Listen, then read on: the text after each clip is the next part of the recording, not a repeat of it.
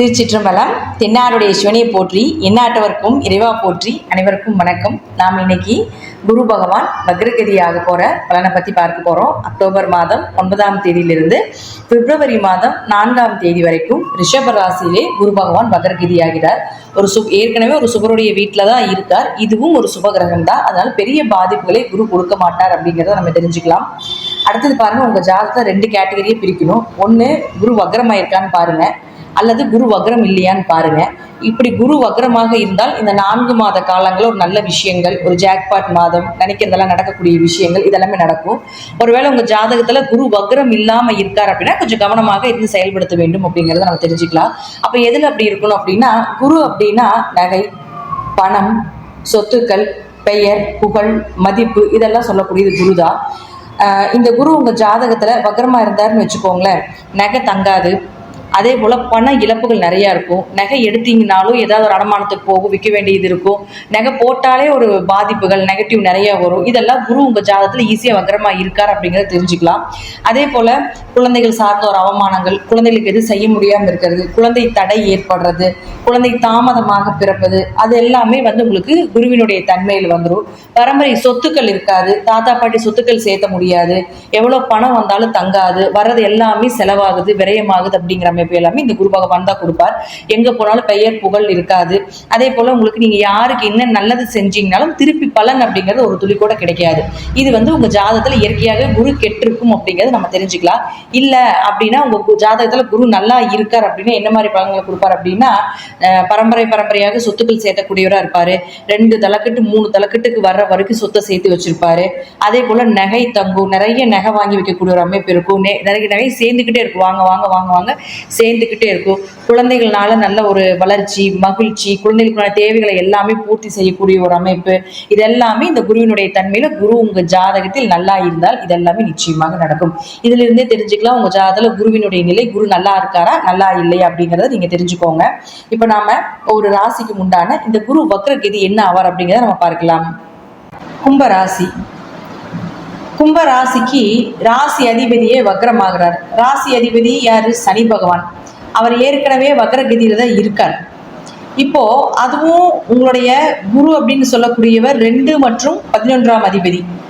பணம் வர இடம், லாபம் பெறக்கூடிய இடம், குடும்பம், உங்களுடைய பொருளாதாரம், இது எல்லாத்தையும் உங்களுடைய வாக்கு இதெல்லாத்தையும் சொல்லக்கூடிய ஒரு கிரகமாக இருக்கக்கூடிய குரு பகவான் 4ஆம் வீட்டில் வக்ரகதி ஆகிறார். அது அதே வீட்டில் பொதுவாக சுபகிரகங்கள் வக்ரகதி ஆகும் பொழுது அதுவும் ஒரு சுபருடைய வீட்டில் வக்ரகதி ஆகிறது மிகப்பெரிய பாதிப்புகளை கொடுக்காது அப்படிங்கிற ஒரு அமைப்பு உண்டு.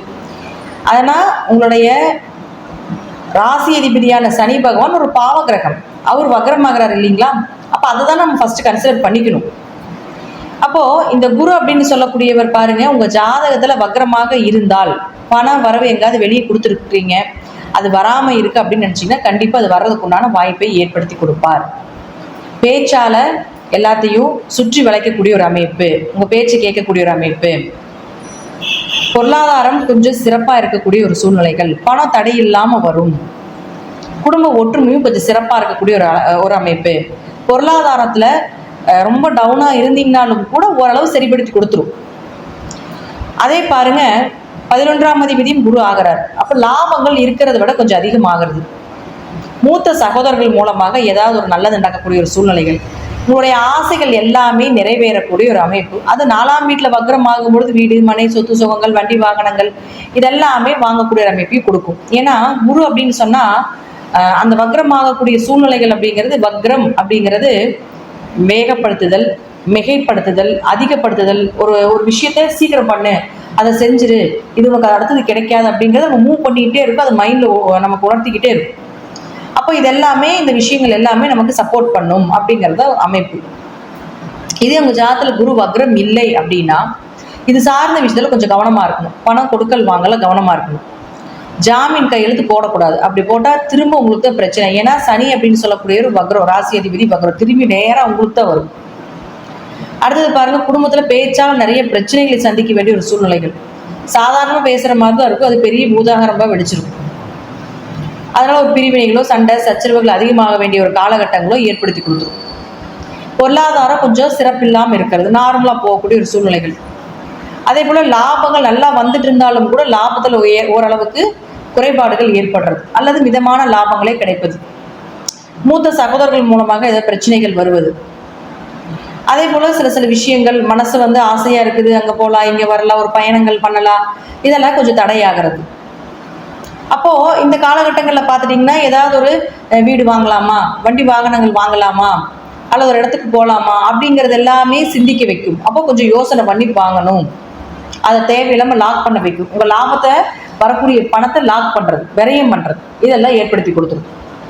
தாய் மூலமாக ஏதாவது பிரச்சனைகளை ஏற்படுத்துறது, தாய் சொத்துக்கள் மூலமாக ஏதாவது பிரச்சனைகளை ஏற்படுத்துறது, தாய் தந்தை பூர்வீக சொத்துக்கள் மூலமாக ஏதாவது ஒரு பிரச்சனைகளை கொடுத்து அதுக்கு ஒரு தீர்வு கொடுக்கறது, இதெல்லாம் பண்ணி கொடுப்பார். நான் முதலே சொன்ன மாதிரி சுபகிரகங்கள் வக்ரமாகிறது பெரிய பாதிப்புகள் இல்லை. இருப்பினும் தசாபுத்தியை பார்த்துட்டு நீங்கள் ஒவ்வொரு செயல்களும் கொஞ்சம் பொறுமையாக நிதானமாக செயல்படுத்தும் பொழுது இந்த வேகத்தினுடைய தாக்கம் கொஞ்சம் குறையும் அப்படிங்கிறது முற்றிலும் உண்மை. வாழ்த்துக்கள், நன்றி. மீண்டும் ஒரு நல்ல பதிவில் சந்திக்கலாம். திருச்சிற்றம்பலம், தில்லையம்பலம், ஸ்ரீ நரசிம்ம திருவேலி சரணம்.